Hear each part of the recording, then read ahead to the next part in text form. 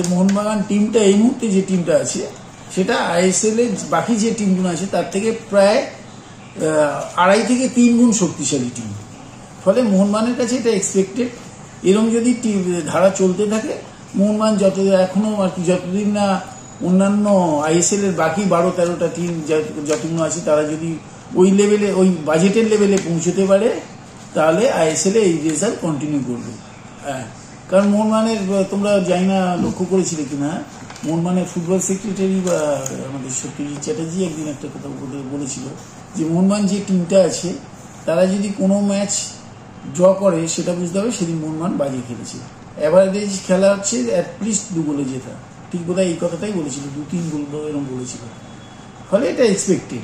ফলে এখানে ডার্বি হোক আর যাই হোক এই মুহূর্তে ইস্টবেঙ্গল একটা খুব বাজে জায়গায় ছিল। একটা কোচ এসেছিল, অনেক আশা জাগিয়ে এসেছিল, চেষ্টাও করেছে, কিছু জায়গায় ওদের লাক ফ্যাক্টর কাজ করেনি।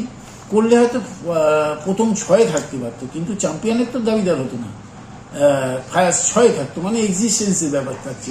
মোহামেডানের ক্ষেত্রে দেখতে পারো যে মোহামেডান জায়গাটায় পৌঁছতেই পারলো না। মোহামেডান চেষ্টার তো ত্রুটি রাখছি না, কিন্তু চেষ্টারও তো একটা প্রসেস আছে। চেষ্টা কাকে দিয়ে করাচ্ছি, কোন লেভেলে করাচ্ছি, তাদের কোয়ালিটির একটা তফাৎ আছে। ফলে মোহনবাগান যে লেভেলে টিম করেছে এই মুহূর্তে তার সাথে পাল্লা দেওয়া মুশকিল। তারপর বেশ কিছু তাদেরও ফেভারে গেছে, হয়তো ফেভারে তাদেরই যায় যাদের সবকিছু ভালো থাকে, ফেভারেও গেছে। নাহলে মোহনবাগান কোনো সময় এবছরের প্রথম 2-3টে ম্যাচের পর থেকে বোঝা গেছে মোহনবাগান আবার মানে সুপ্রিমেসি দেখাবে তাদের আইএসএল। ফলে বরাবর গত বছরের মতো মোহনবাগান যদি এরকমভাবে চলতে থাকে আগামী 3-4 বছর টানাই আইএসএল চ্যাম্পিয়ন হবে।